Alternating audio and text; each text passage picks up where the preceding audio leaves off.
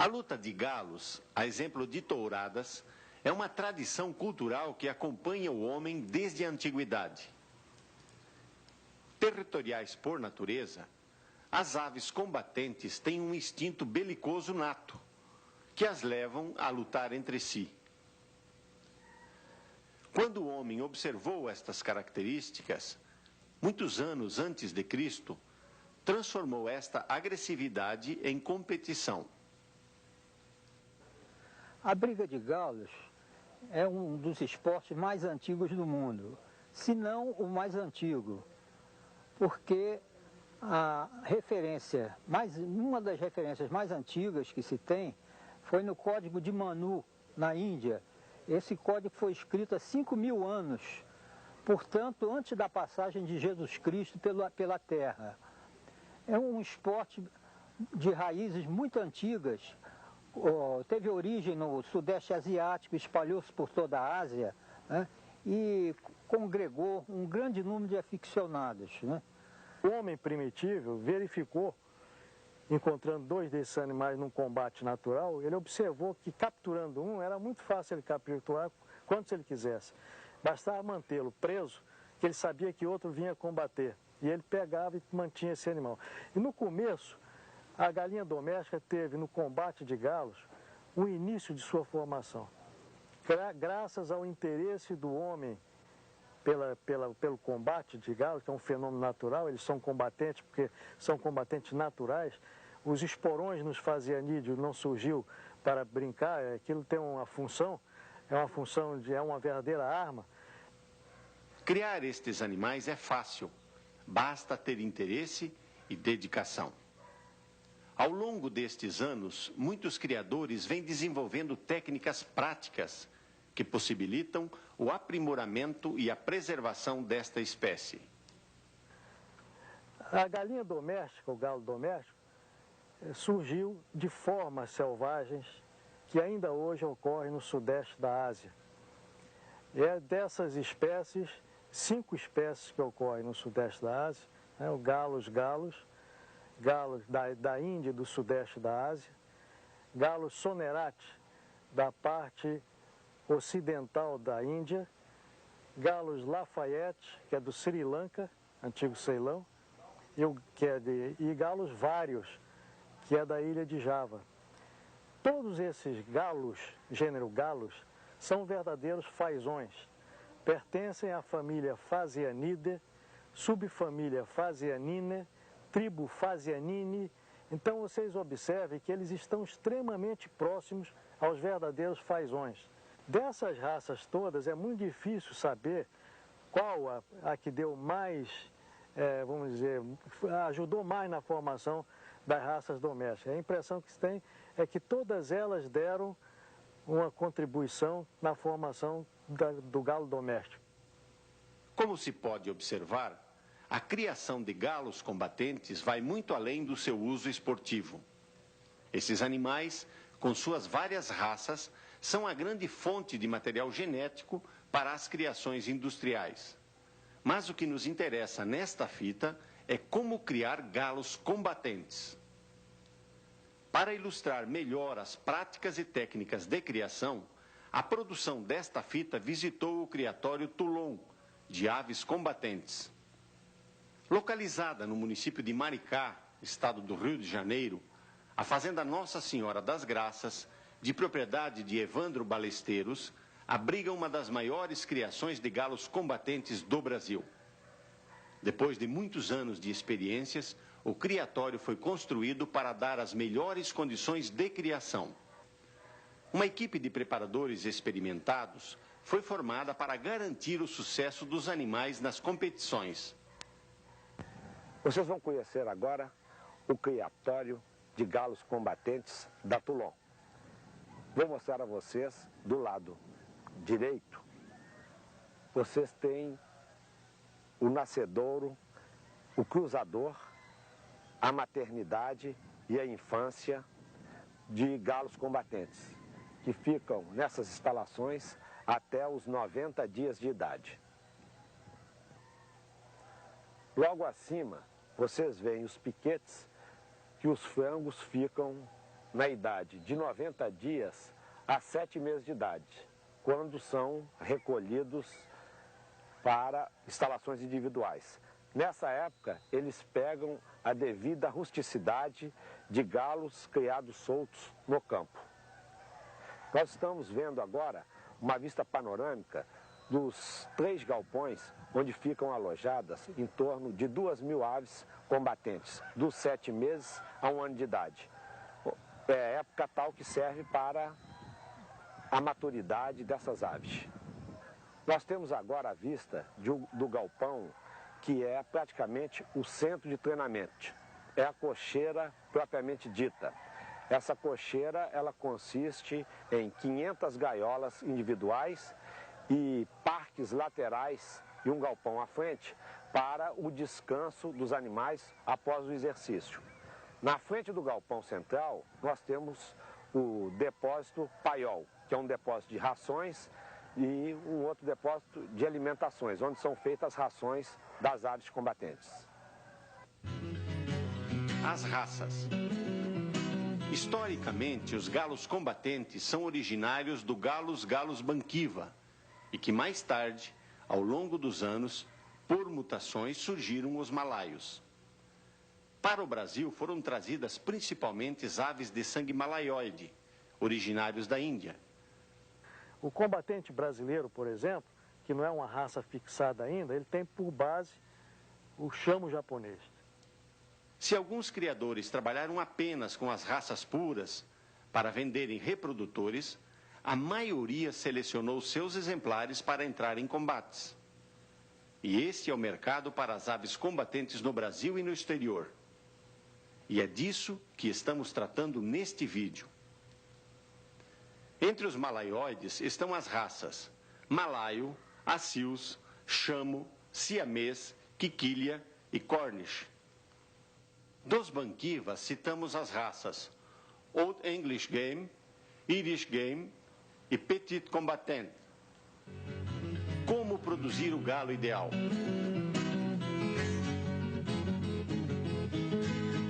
Tomando por base a experiência do criatório Toulon, o início da produção de um galo vencedor é no momento da formação das famílias para a reprodução. Aqui, no criatório da Toulon, a gente vai iniciar mostrando como a gente processa dentro da criação de galos combatentes. Inicialmente, essa é uma célula de cruzamento. Os galos e galinhas são vermifugados e vitaminados para entrar nessa fase. Aqui a gente vai mostrar a parte interna do cruzador. Nós temos aqui em torno de 10 cruzadores com instalações semelhantes a esta. Nessa parte aqui interna, a gente tem uma parte que é coberta com sombra o dia inteiro e uma parte que é ao ar livre, com gramado e lugar para as aves caminharem e manterem uma boa saúde. Nessa parte interna, as coisas importantes são o comedouro pendular com a ração especial para postura. Nessa outra parte, a gente tem o ninho alçapão, que é um ninho que a galinha entra e fica presa. Ele desarma. Logo que ela entra para a postura, ela entra e ele desarma. Aí você tem a facilidade de pegar a galinha e tirar a galinha aqui no caso, e ela tem um número, uma anilha. Essa anilha, você marca o número da anilha e esse número aqui é colocado no ovo, para você marcar o ovo. E você tem o ovo com o número da anilha e o nome do galo, que é o pai deste futuro pinto. Esses materiais são todos de latão para evitar pragas, piolhos, tudo isso. Aqui na frente nós temos também um puleiro de ferro, que é para evitar pragas e outras ácaros e piolhos, esse tipo de coisa. Então, com o ferro você evita isso. Aqui você tem uma gaiola, que essa gaiola ela serve para quando uma galinha desse contexto aqui, que geralmente a gente cruza um galo com de 5 a 10 galinhas.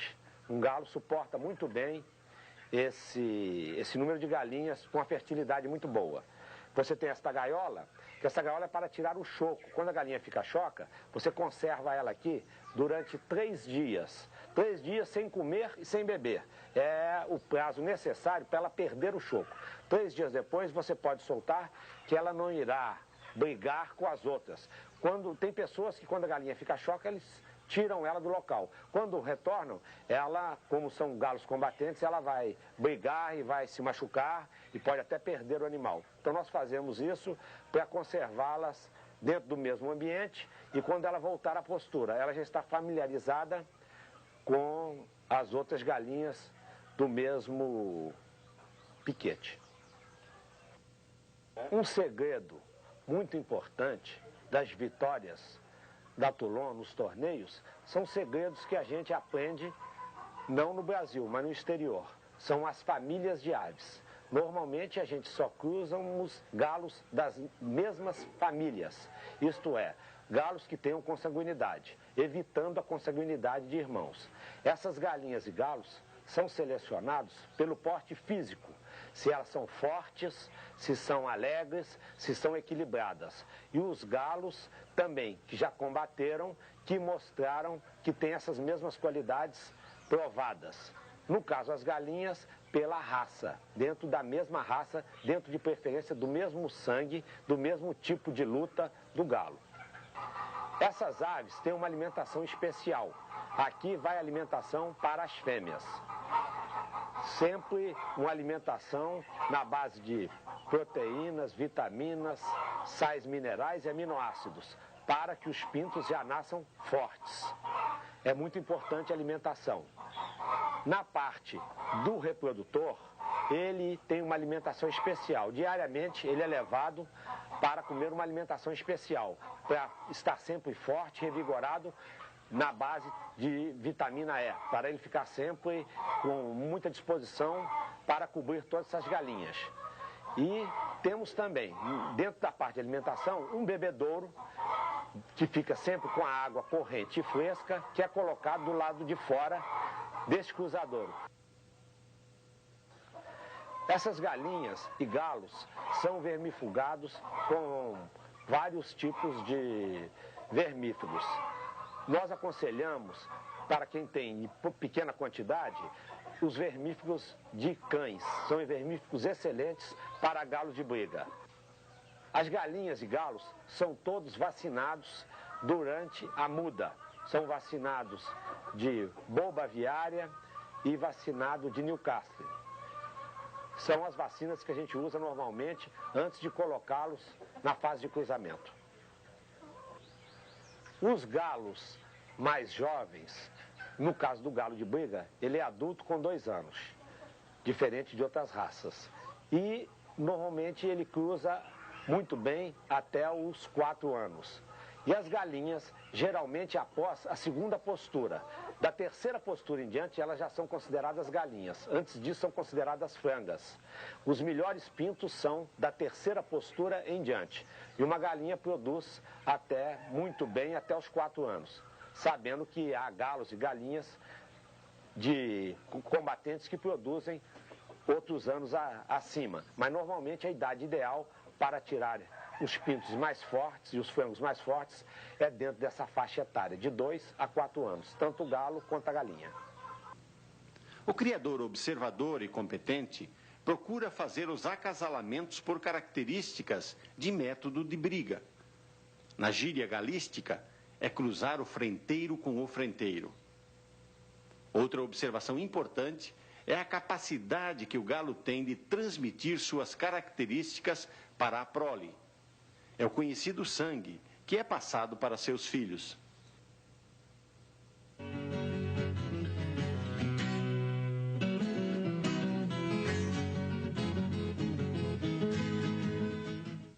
Os ovos, depois de recolhidos, são colocados nessas bandejas.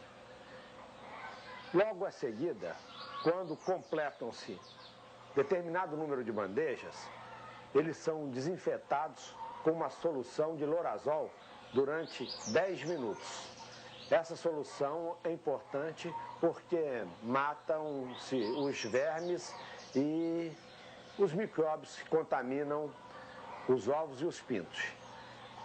Logo após eles serem secos, eles são colocados na chocadeira em torno de até, no máximo, 7 dias da postura da galinha.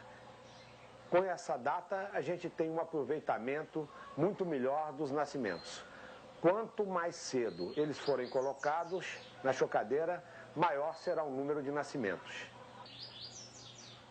No 18º dia em diante, os ovos são colocados em uma chocadeira individual com um grade especial. Cada ovo é colocado em uma gradezinha separada uns dos outros. Nesta fase vocês veem vários nascendo e eles não se misturam. Cada um fica no seu compartimento separado para possível identificação. Como vocês podem ver, alguns tentam passar de um lado para o outro, mas não conseguem. Então não há o mínimo problema de se misturarem, onde é a fase que mais importante da marcação do pinto para futuramente ser identificado qual cruzamento que deu certo e dentro desse mesmo esquema de criação. Nós vamos mostrar agora como a gente marca logo após o nascimento. Eles vão recolher o pinto e a casca do ovo para ele identificar. Nessa hora ele vai anilhar e colocar o nome do pai, a anilha da mãe, e ele já está identificado para futuramente saber o seu desempenho. Logo em seguida, ele vem para um berçário, como a parte do nascedouro também. A chocadeira do nascedouro e essa aqui são previamente totalmente esterilizadas a cada nascimento. Isso é um detalhe importante para eles não terem contato com nenhuma verme ou coisas que possam prejudicá-los futuramente. Nessa chocadeira, ele fica durante 2 horas para que ele consiga mais resistência logo que saia daqui. Esteja um pinto mais forte, mais resistente para a nova fase. É importante que nesse tipo de manejo tenha sempre um gerador para não faltar energia, porque com a falta de energia, numa noite de frio, você pode perder todo o manejo daquela geração que esteja chocando ou que esteja em fase de pintos jovens. Nesta fase, logo que o pinto já está mais firme, ele passa automaticamente para essas criadeiras. Eles ficam aqui nessas criadeiras em torno de 7 dias. Isso para eles ficarem mais resistentes, aprenderem a comer e terem mais ou menos a temperatura controlada quando, logo em seguida, vocês verão, irão para uma nova fase. 7 dias é a época conveniente que eles fiquem nessas criadeiras. A alimentação que eles têm aqui é a alimentação inicial, de preferência ração de boa qualidade, inicial para pintos, de um dia em diante. A água deve ser trocada 2 vezes ao dia, ou mais se possível. Eles ficam na serpilha e nessa fase é muito importante também, se os dias estão muito quentes, deve-se controlar as lâmpadas. Quando está os dias mais quentes, deve-se desligar as 2 lâmpadas. Durante a noite, nos dias mais frios, elas devem ficar sempre ligadas.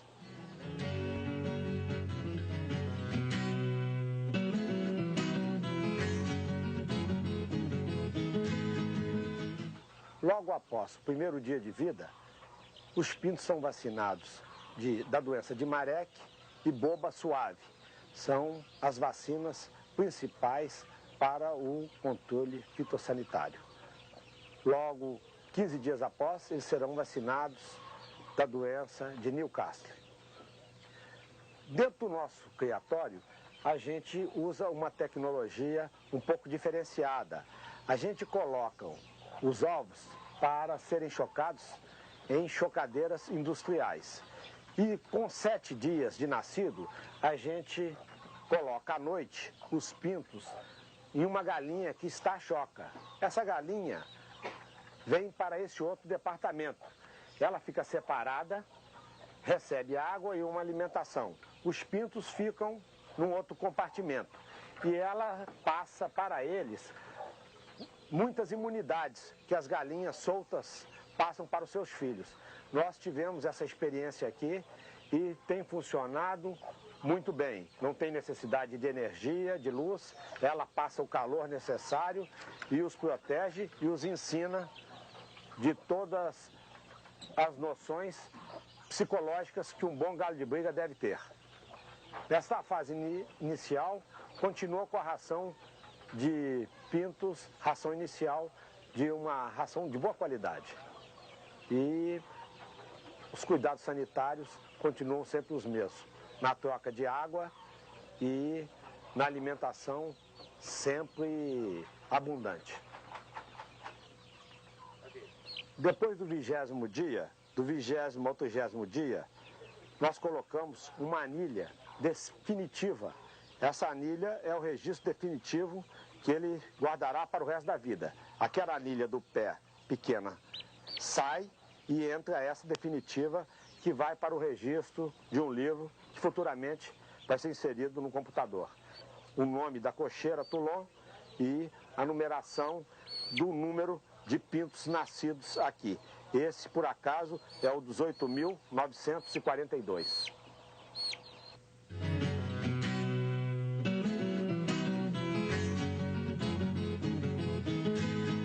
Nessa fase aqui, a partir dos 30 dias, a galinha fica presa nos passeadores.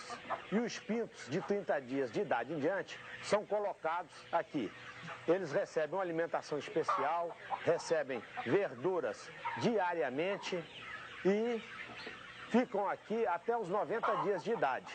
Nesta fase, eles começam a tomar os primeiros contatos. Nos dias quentes, ensolarados, a porta é aberta e eles saem desse piquete fechado e começam a tomar o primeiro contato com o mundo externo, o terreiro. Eles vão botando o pé na terra. Isso dá uma resistência natural muito grande quando eles forem soltos nos parques. É importante essa adaptação da fase destes piquetes para a vida ao ar livre. A alimentação continua sendo a mesma. A alimentação de ração e a água continua sendo a mesma.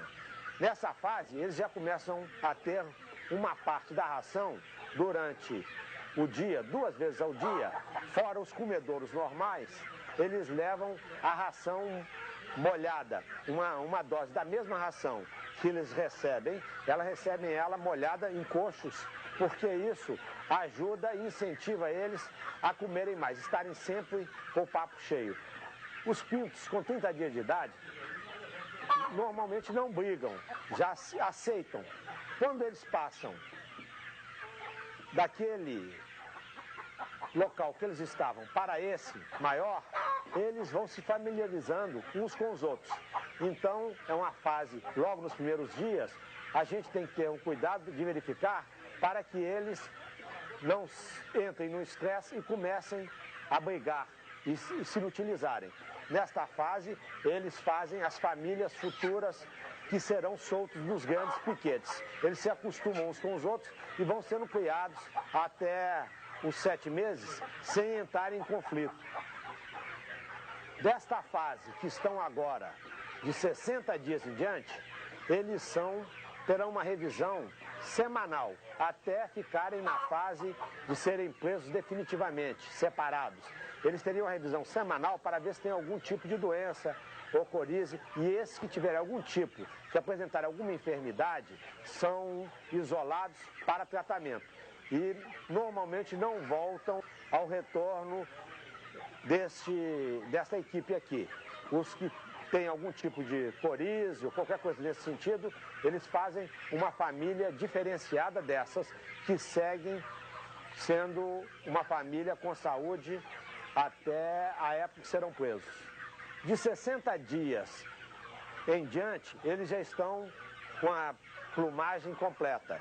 Nessa fase, as mães de aluguel já podem deixá-los porque eles já estão com o sistema térmico desenvolvido e não tem necessidade à noite, mesmo estando frio, do calor das galinhas.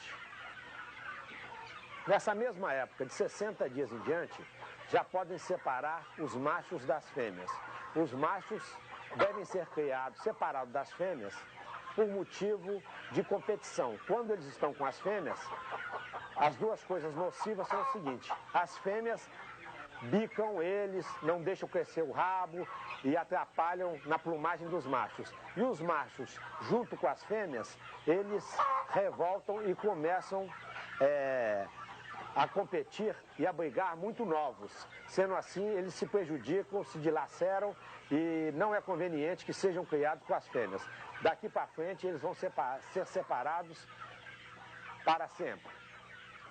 As fêmeas de boa linhagem, boa qualidade, serão separadas para futuros cruzamentos. E as fêmeas mais raquíticas, que não têm as características necessárias para o biotipo que a gente está procurando, serão descartadas.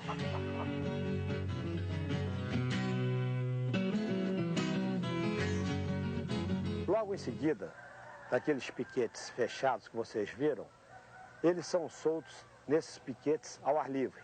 São amplas áreas com capim, geralmente tifto ou coast cross. São capins que têm um alto nível de proteína e eles ficam nesses piquetes que têm a proteção contra o sol e são todos telados contra predadores, e é a fase cercados lateralmente para que um não tenha contato com o outro, para não se estranharem, não se machucarem. Dos 3 aos 7 meses, são criados soltos para ter o vigor necessário que vai exigir deles futuramente como atleta, como gladiadores. É muito importante que se ressalte que essas famílias que foram feitas durante aquela fase de adaptação, elas venham juntas para cá, para que não se estranhem e não comecem um processo de se estranharem, se machucarem, se inutilizarem durante a fase de crescimento. A alimentação básica nessa fase continua sendo a mesma ração que eles recebiam lá dentro, um concentrado de 30% de concentrado, vitaminas, proteínas, sais minerais e 70% de milho. E a natureza continua com esses capins e os bichinhos da natureza que os ajudam a criarem fortes e vigorosos, e a verdura da horta que a gente tem também, sem agrotóxico, que é muito importante que não tenha nenhuma contaminação, sendo uma alimentação 100% natural. Eles têm as vacinas normais de toda a avicultura com as datas marcadas de dias, vacinas essas controladas pelo veterinário e um controle semanal de ave a ave para ver se tem algum tipo de doença, corize ou qualquer outro tipo de anomalia para ser retirada e curada numa enfermaria fora deste ambiente aqui para não contaminar os outros que estão numa fase de crescimento. Finalização. Aqui começa a fase mais importante da criação. É o momento da preparação e da observação do animal. Tratador e criador passam a observar as características de cada animal, conhecendo suas aptidões e possibilidades na vida futura de combatente. Logo depois que eles vêm do piquete, os frangos são presos nessas mini baias. São baias que eles têm em torno de a dimensão 1 metro de largura por 4 metros de profundidade por 2 metros de altura. São uns mini galinheiros que eles ficam separados dos outros e podem caminhar e desfrutar de toda a liberdade como se estivessem soltos. Porém, eles estão numa fase de crescimento, vão receber uma alimentação especial para pegarem mais conformação física, óssea, dar mais beleza à empenação e também são operados nas barbelas e na crista para ficarem com a aparência de verdadeiros galos combatentes. Nessa fase, a alimentação é uma alimentação mais rica em proteínas, sais minerais, aminoácidos, principalmente grãos. Ela recebe alimentação também de verdes. Quando os frangos fazem de 9 a 10 meses, eles devem ser operados. Isso aí, o excesso de cristas e barbelas são recomendados que sejam retirados. Normalmente aqui na cocheira da Toulon, a gente anestesia eles e tomam anti-hemorrágicos, que é para aliviar essa operação, como vocês verão logo em seguida.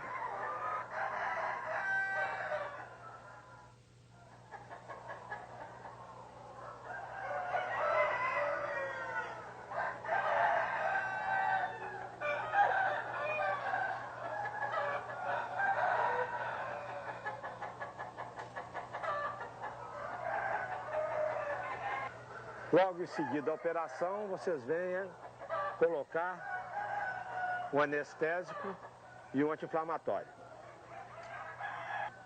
Como vocês podem ver, não teve sangramento nenhum e o animal, em poucos segundos, passou por operação que deverá melhorar a sua aparência e ajudá-lo no combate para o resto da sua vida. Nessa fase, logo após a operação de cristas e barbelas, eles têm que ser observados para, se tiver algum problema de sangramento anormal, serem acudidos no devido tempo. Normalmente não tem grandes mistérios, porque a natureza deles coagula, cicatriza e com poucos dias estarão com a aparência bem melhor em termos da cirurgia que sofrem. Este aqui é um galo que tem 7 dias de operado. Vocês veem a cicatrização dele como está. E esse aqui é um outro frango que tem 20 dias de operado. Está praticamente todo fechado, perfeito, que foi uma operação feita indolor e o aspecto dele aparente é muito mais bonito do que anterior à operação. A partir da data que eles vêm para esse tipo de confinamento, nós recomendamos que seja alimentado apenas uma vez ao dia. Geralmente, logo após a hora mais quente, em torno de 5 a 6 horas da tarde, tendo luz suficiente, porque é a hora que eles estão com mais fome, que se alimentam melhor. Logo após a alimentação, que é em torno de 80 a 100 gramas, a alimentação é retirada e é colocada água, que também eles bebem apenas uma vez ao dia, porque o vício da água constantemente pode motivá-los a brincar com a água, botar a água dentro da baia e fazer uma lama e se infestarem com vermes e outras coisas mais. Então, a comida e a água, logo após eles tenham comido e bebido, deve ser retirada imediatamente. Esses mesmos frangos, quando atingem 10 meses de idade, eles começam a ser manipulados. Isto é, eles começam a levar um trato de mão. Eles são amansados, são pegos diariamente e são levados com proteções nos bicos e proteções no lugar das esporas a ter os primeiros treinos. Normalmente eles levam 3 a 4 treinos de 15 minutos nessa fase inicial de bicos e esporas protegidas, para aprender os métodos de briga. Nessa fase eles são observados para ver quais são os que têm mais aptidão para o combate. E é uma pré-classificação desses exemplares que, quando saírem daqui, já saem com uma pré-condição de mostrarem o que podem ser durante os combates. Com 11 meses, os galos passam para essa segunda fase, que é a fase da preparação. Eles aqui serão treinados, vigiados, alimentados durante 3 meses. Serão a fase que eles estarão prontos para o primeiro combate da sua vida.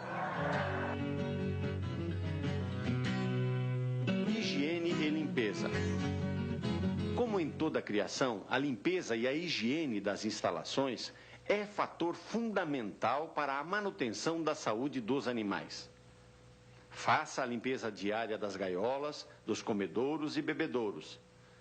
Siga as recomendações dos programas de vacinações. Se houver necessidade, consulte um veterinário de sua cidade. Ele fará um planejamento sanitário adequado para o seu criatório. E não se esqueça, animais de bom sangue, alimentação correta, pessoal preparado e um treinamento planejado são a base para obter galos bons combatentes. Como se pôde ver, pela explicação do Sr. Evandro Balesteiros, a criação de galos de combate exige muita dedicação e muita observação. Se você for um iniciante, procure contato com os criadores tradicionais, pesquise, visite criatórios. Como afirma o treinador Lúcio da Toulon, observação e vivência é fundamental. Cuide dos animais como se fossem pessoas. Observe atentamente cada galo. Só assim poderá ter sucesso. E é fato comprovado a necessidade de um perfeito casamento entre o criador e a sua equipe de preparação. Todos devem gostar da criação de galos combatentes.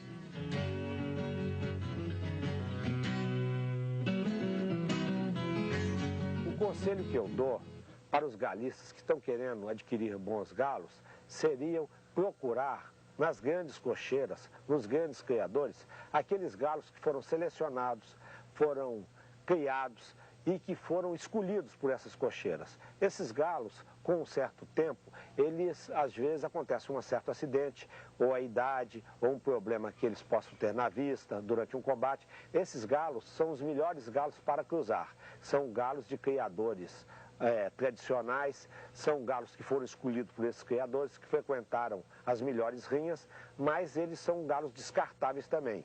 Então, esse tipo de galo é o galo que a pessoa que está iniciando deve procurar. Deve procurar sempre galos das mesmas famílias, e são galos que vocês adquirindo desses criadores, podem adquirir por um preço bem razoável. São ex-combatentes, são os galos que podem gerar os melhores futuros frangos e futuros combatentes. O criador aqui no Brasil que deseja se iniciar no criatório de aves combatentes, antes de tudo ele tem que ter vocação. Isso é uma coisa que nasce com o indivíduo. Eu conheço muitos criadores, desde 9 anos eu criava galo de briga, né? Eu já estou com 70 anos, 80 anos e continuo criando meus galos, né? Quer dizer, que é uma coisa que nasce com a pessoa, é uma vocação. Agora, ele, no início, ele tem que aprender muita coisa, ele tem que frequentar os galistas mais adiantados, né? Pesquisar, ele mesmo tirar as deduções dele, pesquisar o que ele vê, analisar detalhadamente, né? Acompanhar a trajetória de determinados criadores na rinha, né? E tirar as conclusões dele. E visitando um ou outro, fazendo uma visita como quem não quer nada, ou arranjando amizades, ele vai adquirindo, né, esse status para se tornar futuramente um galista, que ele tem que aprender a alimentar, a criar os pintos que brigam desde uma semana já estão brigando, e treinar os galos, né, saber curar as doenças e, principal, saber fazer os cruzamentos, né, e daí então ele pode ser considerado um galista, né? A seguir, repassaremos alguns endereços que lhe auxiliarão na compra de animais e na obtenção de informações mais específicas.